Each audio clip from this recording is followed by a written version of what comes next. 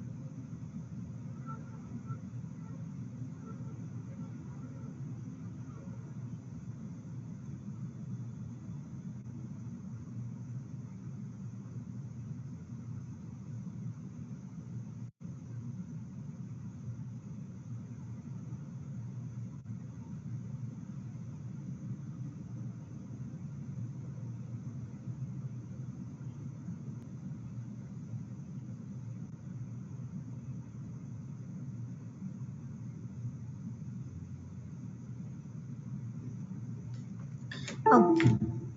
Hope you people have got this. Okay. So the next we have is recursive function. Have you people ever heard of recursive function?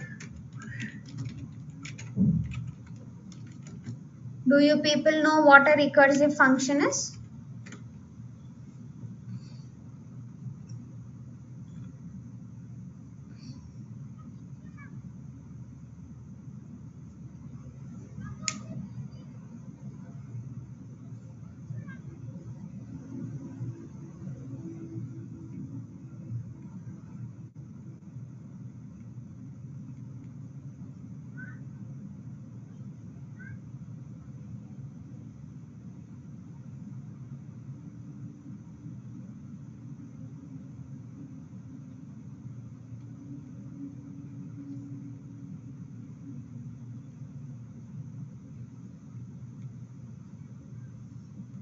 Okay. A function calling itself, we call it as a recursive function. Okay. A function calling itself is called as a recursive function. Now the question comes is, why do we have to write a recursive function? Or what is the need of having a recursive function? So please remember, whenever you are writing a loop inside a function, it can be replaced with a recursive function. Okay. So a loop inside a function, anytime you use a loop inside a function, it can be replaced with a recursive function. Need of loop inside a function. Okay. We are going to replace it with a recursive function. Now, let us write a program to find factorial of a number. Okay. So program to find factorial of a number. Okay. Now how to find a factorial of a number? Let's say the number is 5 How do you find the factorial? So let's say I want to find factorial of 5. Okay. Now, when I'm supposed to find the factorial of 5, it is recursive, multiplying the numbers from 1 till that number. So that is nothing but factorial. Okay. Factorial of 5 is nothing but 5 multiplied by 4 multiplied by 3 multiplied by 2 multiplied by 1. Or I can say factorial of 5 means 5 multiplied by factorial of 4. So factorial of 4 means 4 multiplied by factorial of 3. Okay. Then factorial of 3 is 3 multiplied by factorial of 2. Something like this. So in need of loop, I can make use of a recursive function. Now see, I will try doing this with the help of normal function. Okay. First inside the main function, I take one integer variable called num whose factorial needs to be found. Then I take one more variable called fact to receive the factorial value from the function. I call the fact function by passing the value of num because I want to find the factorial of that num. So I am going to call the fact function by passing the value of num. Whatever it returns, factorial function, whatever it returns, I collect it into a variable called fact. Then after this, I am going to print the value of fact. So printf %d equivalent of fact. Okay. Then I am adding one return 0. Now factorial function, this is going to return one integer value, factorial of int n. I am passing num here, which is 5. I am collecting it into a variable called n. To find the factorial, I take one integer variable called fact with the value 1. Then I am going to run a loop for int I is equal to num, I greater than or equal to 1, I plus plus. So I have to multiply till 1. So I am taking greater than or equal to 1. Now what am I doing here is fact is equal to fact multiplied by I. Okay. And then I am going to return the value of fact. So this is how we write a program to find the factorial of a number. Okay. There is a variable called fact. There is a function called factorial return. The function is going to have n received. Whichever factorial we want to find, we are going to write that n. Fact is 1 initially. Okay. I am starting from I is equal to n, I greater than or equal to 1, I plus plus. Now the initial value of fact is 1. Okay. I am going to do fact multiplied by I. I is 5.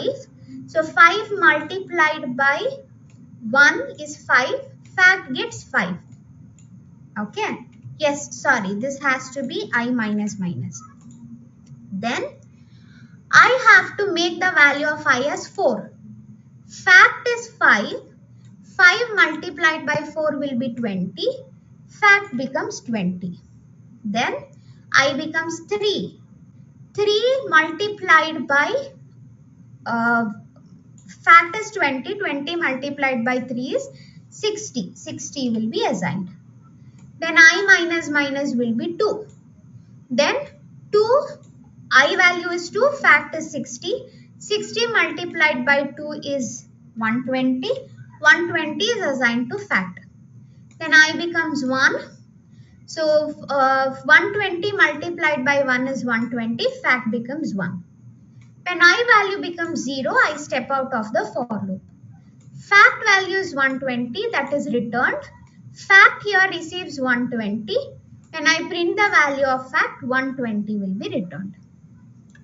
Now, I want to replace the normal iterative function. I don't want to use a loop inside my program. Okay, I value is initialized to n here. So n is receiving the value of num. Okay, I don't want to call this function for I don't want to use the loop. That is when I can make use of a recursive function. Now, how to write a recursive function is, I'm going to replace it like this. See, I will not use any loop. Okay, so here, when the value of n is 1, I have to stop. Factorial of 1 is 1. So I have to stop.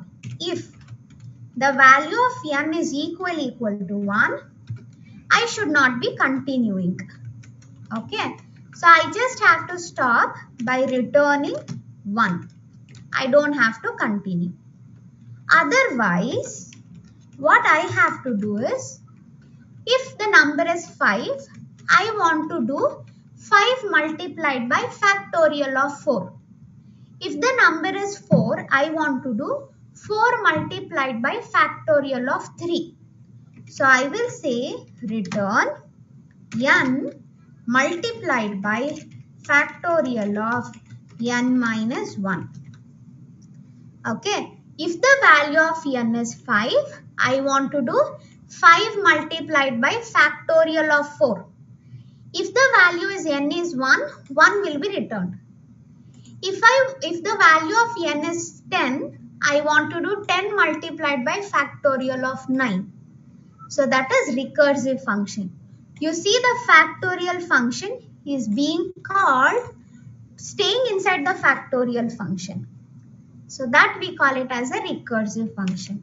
So a function calling itself is called as a recursive function. So in a program, it calls itself, repeating itself. We call it as a recursive function. But remember, when you are writing a recursive function, two things should be taken care of. One is identifying the base case. The other one is identifying the recursive case. Base case means when to stop the recursion. Recursive case is how long you want the recursion to happen. So this we call it as base case. When n becomes 1, I don't want to continue my recursion. I have to stop it there. That we call it as base case. Otherwise, I want to keep calling the recursive function. So that we call it as recursive case. Now, by any chance, base case is not properly returned, it leads to one more error. Okay, recursive.c, I'm creating a file and here I'm writing the program. I'm also including the header file. Okay, now see, this is finding the factorial of 5, no doubt. So I'm going to compile recursive.c, no errors, no warnings. I execute 120, it is printing me. Okay, if you want, I will add one \n.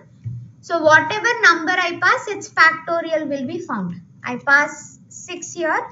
You see, I compile this and execute. I'm getting factorial of 6.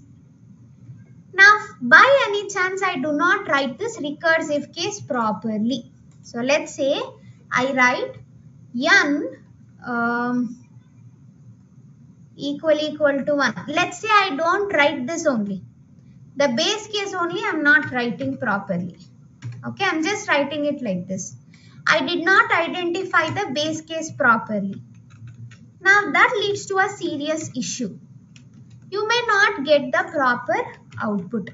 See, I'm compiling and executing. So you can see it is giving me segmentation fault. That is because the program is not properly running according to our expectation. Okay, so when the program is not running according to our expectation, It is trying to do some illegal access of the memory, due to which you are seeing segmentation fault.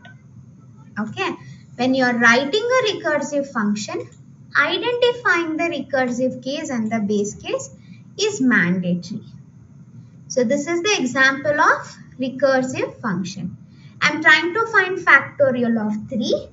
So if the number is less than or equal to 1, I am trying to return 1 when number multiplied by factorial of number minus 1. Do you understand what a recursive function is?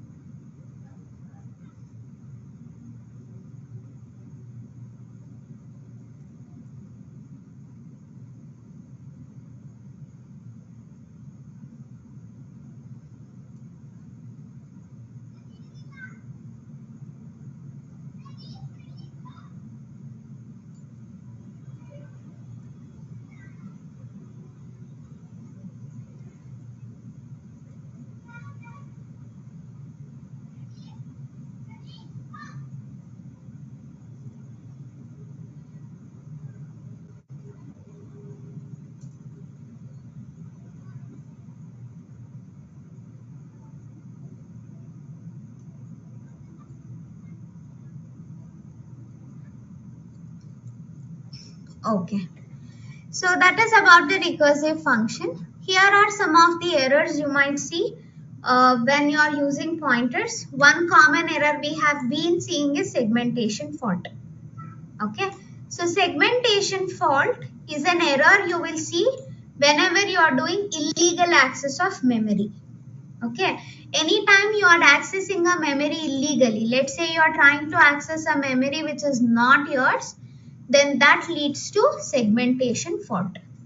So in the previous case, I got a segmentation fault because I was accessing address 1000 which is legally not allowed.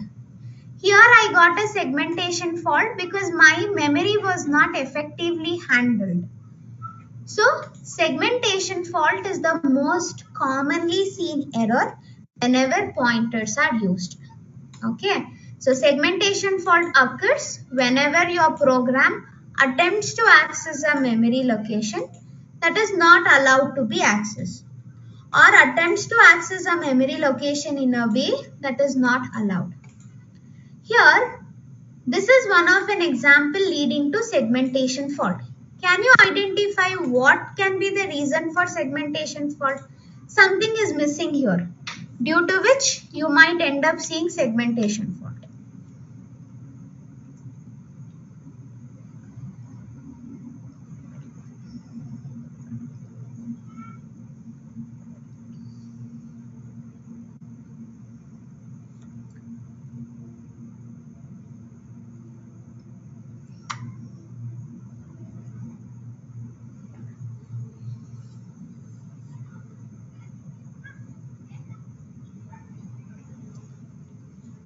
Okay, the reason here for segmentation fault is yes, a missing ampersand. Okay, when you use scanf function, you always have to provide the address where the value should be stored. Now I forgot to provide the address. Num is initially having the value 0. So I am asking my scanf, please read one integer and store in the address 0. Anything you provide, that will be treated as address. So you are passing 0 here, it will be treated as address. Your scanf function will read one integer and try storing it in the address 0. That leads to segmentation fault because address 0 is the most useless yet reserved address of any operating system. So you are trying to access address 0, that leads to segmentation fault. You are trying to have a value return in address 0, which leads to segmentation fault. One more reason for segmentation fault here is num is initially having the value 0. Okay, num is a pointer int star num. So num is a pointer. Pointer is having the initial value 0. Now I am writing star num, means star 0.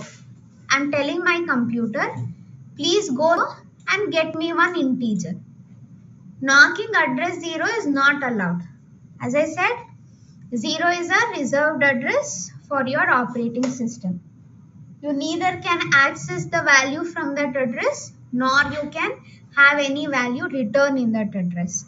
It is illegal. It is a reserved address which is not legally allowed to be accessed. So that we call it as segmentation fault. These are the two common reasons why you will see segmentation fault. One more error is wild pointer. We have already studied. Any uninitialized pointer, we call it as wild pointer. Now, in case of wild pointer, dereferencing a wild pointer directly leads to segmentation fault. Okay, it is undefined behavior. So to avoid the undefined behavior of wild pointer, we have to make use of a null pointer. Any variable declared as static by default gets initialized to 0. So that is not a wild pointer, it becomes a null pointer. Any pointer initialized to 0, it becomes a null pointer. Here it is a wild pointer because the pointer is uninitialized. So that we have already discussed when we were studying about the pointers. Here we have already discussed about null and wild pointer. This is a wild pointer, uninitialized pointer. This is a null pointer. So any pointer declared as static by default becomes a null pointer. So that is about the wild pointer. Okay. So one last we have for today is about const keyword. Have you ever heard of const? What does const mean?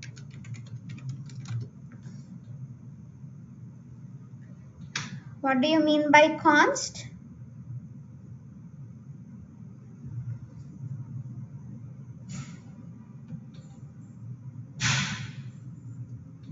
Okay. Const means something which cannot be modified. Okay.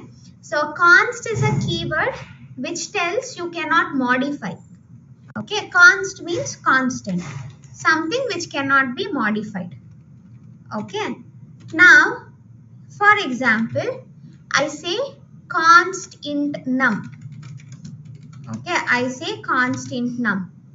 Now, please remember, I cannot modify num at any cost.